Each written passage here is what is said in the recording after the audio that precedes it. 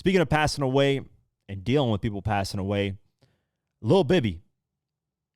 If you guys don't know, Lil Bibby is the one that signed Juice WRLD. Lil Bibby used to be a rapper. Now he owns his label. He's got Kid Leroy on his label, Juice WRLD. He's got a couple artists that I can't think of off the top of my head, but he's doing great in terms of signing artists. Unfortunately, Juice WRLD, the biggest one, passed away, but that happens sometimes in record labels. So let's go over this article. This was interesting in what he said, because we don't think about this perspective. We don't think about this point of view, which was dope. Managing a late artist estate is a delicate situation. Criticism can come from both sides, whether it's being accused of exploiting an artist's death by releasing too much music or starving their fans by keeping it hidden away in the vaults. Lil Bibby is struggling with that balancing act when it comes to Juice WRLD's music. The Grade A production head took to Twitter on Wednesday morning, June 8th, to detail the challenges of keeping the late Chicago rapper's fans happy. So this is what a fan tweeted at Lil Bibby. He said, "He was the GOAT, Bibby. You were fortunate enough to be given the power to continue his legacy, and we hope you do it by giving us new music soon, because we're starving." Lil Bibby quotes that and says, "People say we don't put out enough music, but then they say we do it for the money." What have I said, guys? What have I said over and over on here? You'll never please everybody. Let's just say you find the cure for cancer. I always use this example because it's one of the best examples. Let's just say I find the cure for cancer. I give it away for free. There's going to be people thanking me, and then there's going to be people saying, "You're stupid. You could have become a multi-billionaire. Why'd you give it away for free?" Then the opposite. If I charge people are going to be like, "Oh, you're greedy. All you want is money. You should have gave it for free. So many people are struggling." So you're never going to please everybody with anything. It's never going to happen. Even on this podcast, I'll say something. People will like it. People will dislike it. That's just how it goes. That's the way of life. And there's nothing wrong with that, as long as people don't become disrespectful and, send out threats and all that stuff. That's too far. But, nobody's going to disagree. I have no problem with disagreeing with things and, having just a great conversation about it. I've never been the type to be aggressive and be like, "Fuck you, your opinion this, you stink, you don't know what you're talking about." Now, we'll talk about hip-hop lists down the line, because you guys already know what I'm going to get into, and it's been trending for a while. We'll talk about that down the line, but for the most part, your opinion, my opinion, if it differs, I have no problem with that. You have to really think about it. There's roughly 7 to 8 billion people on this planet, right? Everyone has lived a different life. Every single soul on this planet has experienced things differently from their lens, different life. So if they have different opinions, that's normal. Obviously you're going to agree with certain things, but for the most part, you should expect people to have different opinions. There's nothing wrong with that. So he's right. Lil Bibby is right. If you don't put out enough music, you're being greedy. You're not helping the fans. You're not giving it to the fans. If you put out too much music, hey, all you guys are doing is milking it, getting money from it. Now, here's the difference. The Pop Smoke example is milking versus being greedy. So you got the first album, Shoot for the Stars, Aim for the Moon. That was completed 70 to 80% by Pop Smoke, and then the rest got finished out by 50 Cent, executive producing, Steven Victor as well. Shout out to them too. Cool, right? That album was clearly a great album and should have been released, and it was. Then you got the second Pop Smoke album, which was horrendous, and it seemed like just a money grab.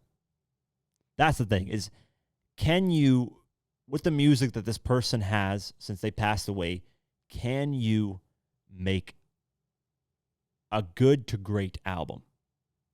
If you can't make it at least a good album, which is 5, 6, maybe 7 out of 10. A great album is 8, 9, and then a classic is 10 out of 10. If you can at least make it a good album, you can say 5, 6, maybe 7 out of 10, then release it still. I think that's fair.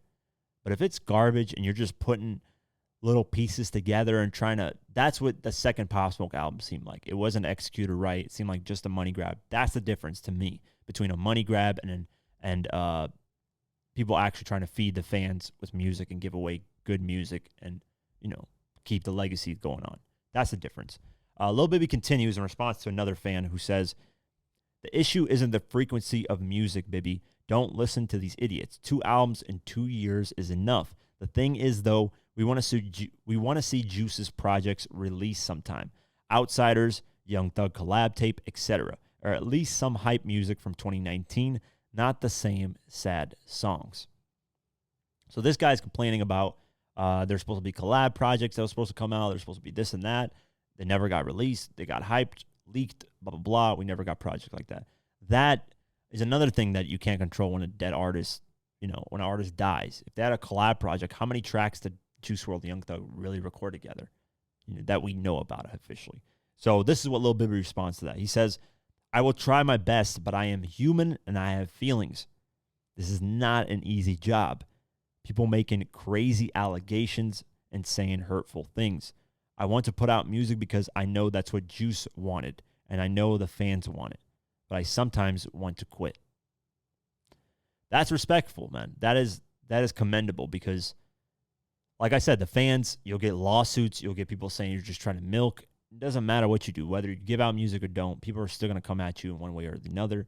I know Juice WRLD, at least there's an interview when I was doing the Juice WRLD documentary.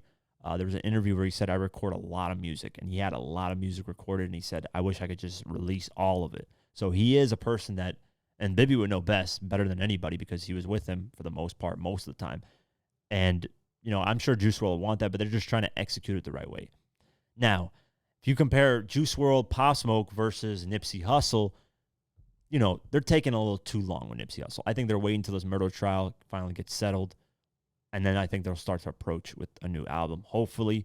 But they're taking forever. Like, they're starving the fans with new music. But it seems like most Nipsey Hussle fans aren't complaining. I mean, I'm kind of complaining. You'll hear it here and there, but I get it. Nipsey was very calculated. He had plans. He had albums planned out way ahead. So that's a little more sensitive. And Nipsey's now viewed as like an icon in certain respects. So, it's a tricky situation, man. It's a very tricky situation. But like I said, the Pop Smoke example is a perfect one. The first album, you could tell it was done the right way. It was given to the fans the right way. It was executed the right way. The second album just seemed like a money grab. Not much music there. That was really, I can't remember much tracks off there. I can remember Tunnel Vision because that's one of the tracks that I bump off there. There's a few other tracks, but other than that, it was a horrible, horrible album. It's not even on the charts anymore. That's why the first one's still streaming and people are still listening to it because that's the way better album. So, here's the thing. If you're a fan of an artist that passed away, don't critique, the people releasing it because it is a tough job. Look at Lil Bibby. He's explaining, I want to quit this because, it's too much pressure. And it is. You have to carry on the legacy of somebody that's a huge artist, somebody who's done a lot, who has music that you have to question whether do they want to release this way? Do you have, you have to really think about these things and how much it impacts his legacy or the artist's legacy, period. So that was an interesting point of view that people don't really get to see. I'm glad Lil Bibby spoke on that.